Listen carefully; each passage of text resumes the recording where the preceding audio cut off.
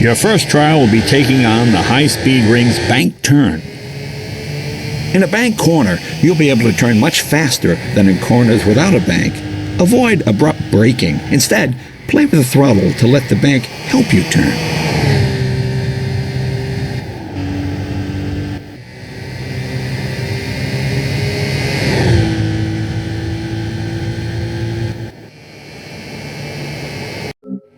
For your second challenge in this series, weave your way through New York City's 90-degree corners. Long U-shaped turns can be tricky because they're not exactly hairpins, but in reality, two consecutive corners that bend in the same direction. So treat them as two separate corners by using two apexes.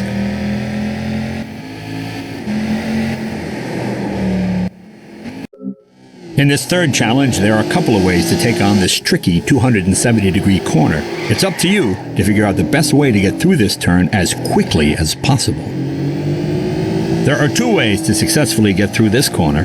The conventional way is to ensure maximum grip of all four tires as you negotiate the turn. The other way is trickier. Take advantage of the mid-engine car's oversteering character and break the rear tires loose. Then drift your way through. Keep engine revs up by carefully managing the throttle. Too much throttle, and you'll spin.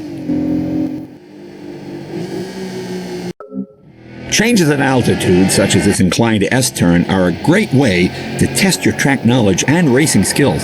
Can you find the driving line and make it to the finish? A car's handling is greatly affected by elevation changes. On an incline, a car will turn better because more weight is on the front wheels. Well, when going downhill, the car won't turn as sharply. Pay attention to load distribution on all four tires when driving on undulating roads.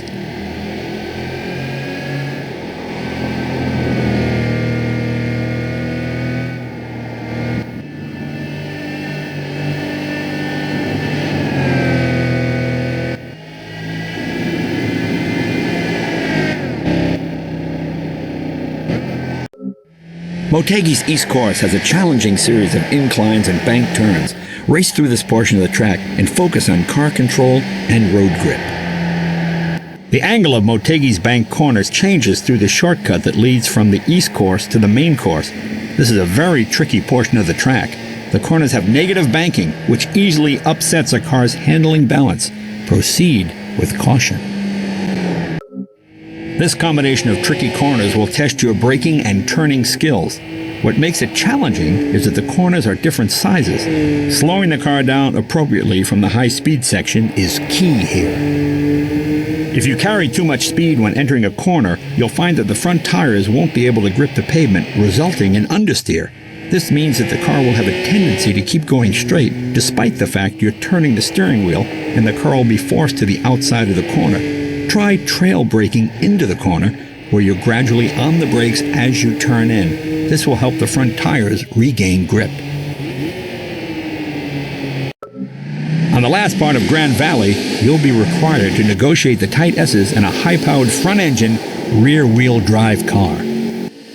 Once you go through the right corner at the start, move your line to the right and set yourself up so that you'll enter the S-curve from the outside. You'll be prone to understeer when you accelerate, so you'll need to operate the throttle carefully at the exits of each corner.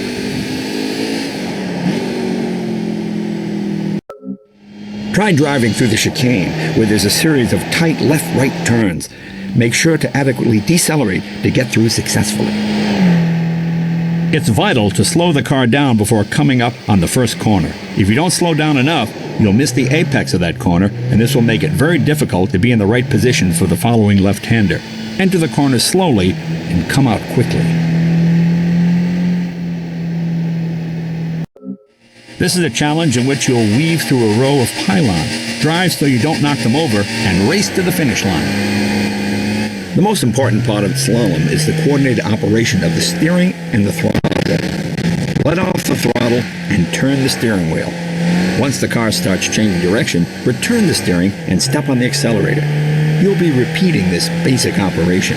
Though you need to do this quickly, the rhythm in your operation is also important.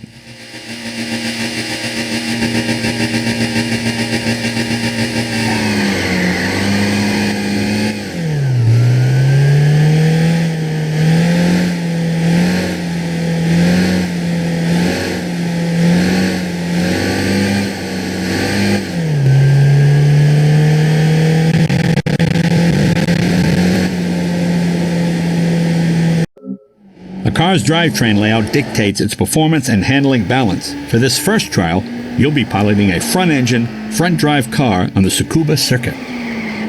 Front-engine, front-drive cars have a tendency to understeer when cornering.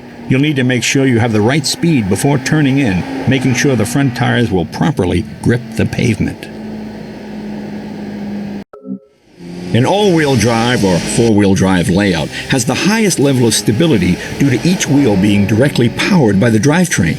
Take this all-wheel drive car out to the Tsukuba circuit to test this theory. Though four-wheel drive cars are known for their superior traction, they do have a tendency to be heavier than other drivetrain layouts. Take this into consideration, as overspeeding into a turn will make the car prone to understeer.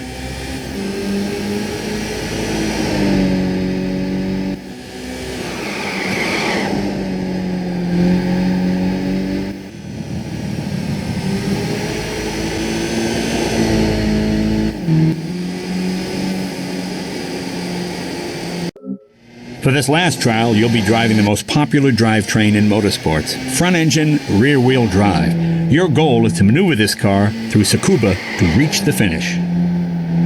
Cars with front-engine, rear-drive layouts may oversteer if you're too abrupt with the throttle through corners. Make sure you're aware of the difference in handling between a front-engine, front-drive car and a front-engine, rear-drive one.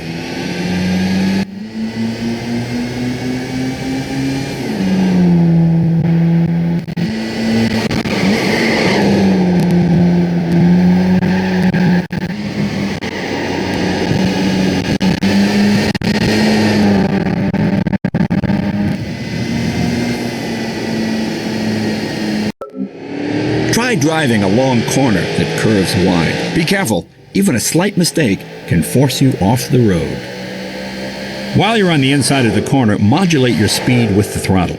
It's extremely important to get as much speed as possible coming out of the turn, so where and when you get back on the throttle is vital. If you go to full throttle too early, you'll understeer off the course.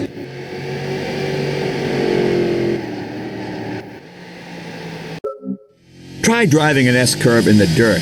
Be on your guard. The first corner to the right will get tighter as you go further in. When you enter any turn, always think about your exit point and entry point into the next turn. If you go too fast into the first turn, your driving line will be compromised, you'll miss the apex, and entry into the next turn will be forced outward. Slow down early for the right corner and closely hug the inner side. Pylons have been lined up on the high-speed chicane of the Autumn Ring. Try to get past them without knocking any over as quickly as possible. A characteristic of mid-engine rear-wheel drive cars, such as the Lotus Elise, is that the rear comes out when letting off the throttle in mid-turn, sometimes changing direction in left-right transitions. Use this to your advantage as you maneuver past the pylons. You'll be driving on a section where you will climb at a high speed, then descend quickly. Control your vehicle's speed so that you do not run off the course. Watch your driving line and control your speed. You'll be forced off the course if you go into the descent at a high velocity, so you'll need to decelerate just before the descent. You'll want to brake properly for the later low-speed sections as well.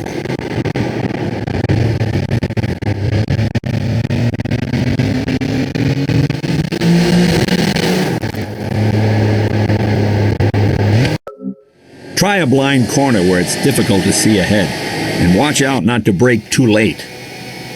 In corners that are on an incline, especially those on top of an uphill climb, the exit of the corner is not visible in many cases. You'll need to memorize the track's layout and apex points in order to predict these blind corners.